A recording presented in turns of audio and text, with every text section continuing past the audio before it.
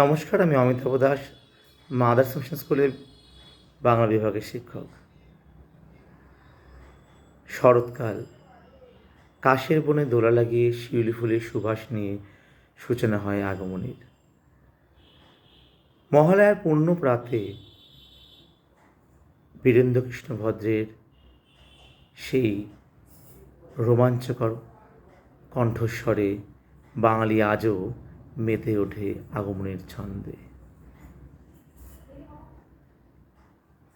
দেশ থেকে বিদেশ, সমস্ত মানুষ, সমস্ত জাতি, গোটা বিশ্ব এই দুর্গাপূজার মহা উৎসবে সামিল হয়।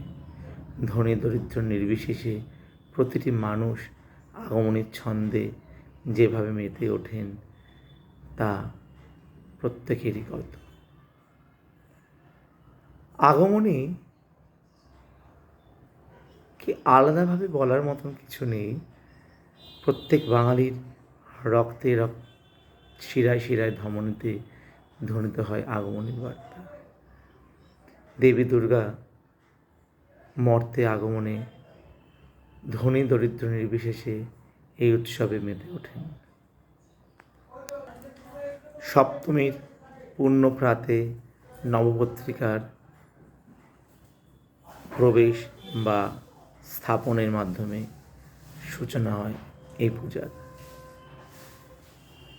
অশুভ শক্তি বিনাশে দেবীর আগমন।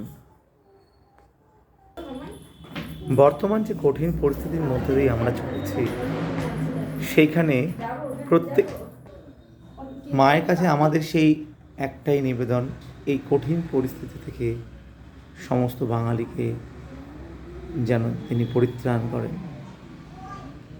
মা মেনকা আজ উৎফুল্ল, কারণ তার ঘরের মেয়ে উমা আজ তার কাছে ফিরেছে এবং তিনি চান যে মৃত্যুঞ্জয় আসলেও মায় যেয়ে তারা ঝগড়া করবেন আর উমাকে তারা যেতে দেবেন না।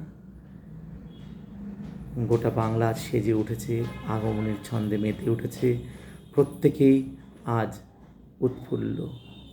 তাই মাদার্স মিশন স্কুলের পক্ষ থেকেও সমস্ত মানুষকে, সমস্ত ভক্তবৃন্দকে জানানো হচ্ছে শুভ শারদীয়া। সকলে ভালো থাকবেন, সুস্থ থাকবেন। ধন্যবাদ।